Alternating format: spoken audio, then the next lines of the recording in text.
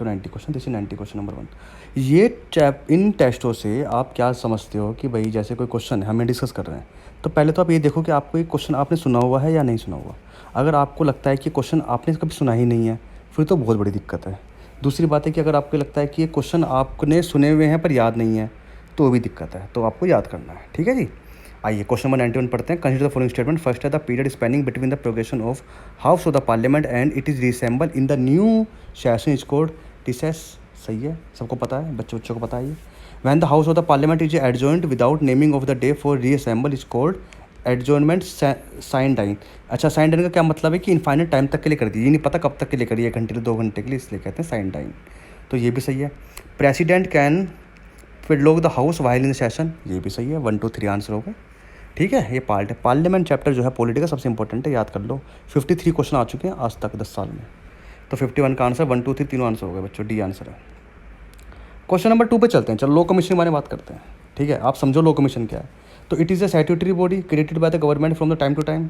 गलत है ना, लो कमीशन एग्जीक्यूटिव बॉडी है। अभी आपको इतनी लाइन पर, जब भी कभी आपने लो कमीशन कहीं पढ़ा होगा करंट अफेयर में या कहीं पर, तो पहले लाइन ये लिखोगी, it is a executive body created by the government of the India.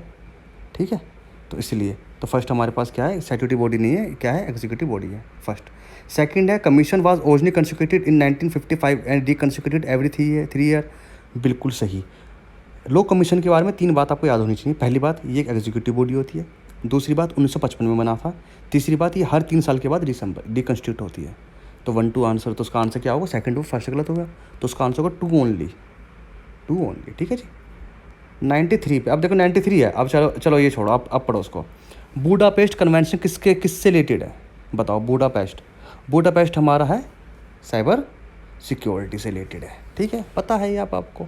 अभी देखो उन्होंने ये पूछा नहीं कि बूडापेस्ट कन्वेंशन में क्या है, आपसे इतना सा पूछा है बूडापेस्ट कन्वेंशन क्या है, तो इतना सा तो याद होना चाहिए ना। अब याद नहीं है तो भाई इसमें तो कोई कुछ कर नहीं सकता। 93 का आंसर हो गया डी। 94 पे चलते हैं। With the reference of the special leaves to appeal by supreme court consider the following statement. The supreme court is authorised to grant it is discretion special leave to appeal from any judgment in any matter passed by any court or tribunal in the country excluding military tribunal and court martial। बिल्कुल सही है। आप military tribunal या फिर court martial के अलावा जितने भी आपको प्रॉब्लम हुई है किसी भी जजमेंट से नीचे, आप उसकी अपील सुप्रीम कोर्ट में कर सकते हो। सही है। It is a description power, ये भी है 100%। तो 1 और 2 आंसर हो गए इसके, सी आंसर हो गया।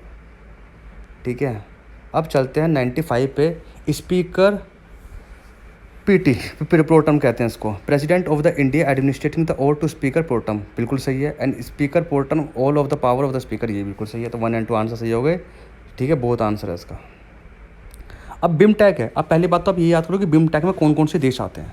सबसे इंपॉर्टेंट ये क्वेश्चन बहुत सारे पेपर में आ चुका है कि बिमटेक में कौन कौन से देश नहीं है और कौन कौन से देश हैं। पहली बात है ना, तो इससे आपको पता होना चाहिए। तो इसका आंसर है बांग्लादेश भी है, नेपाल भी है, थाईलैंड भी, कंबोडिया नहीं है। ठीक है जी। अब मैं आपको समझा देता हूँ कैसे याद करना है आपको। आप ये वाली लाइन याद करो। इसके अंदर कौन कौन से हैं, पहला है Bangladesh, B for Bangladesh, I for India, M for Myanmar, S for Sri Lanka, T for Thailand, N for, इसमें एन नहीं है पर लेकिन आप याद करो, N for Nepal and B for Bhutan. इस तरह से आप बना सकते हो उसको थोड़ा थोड़ा सा।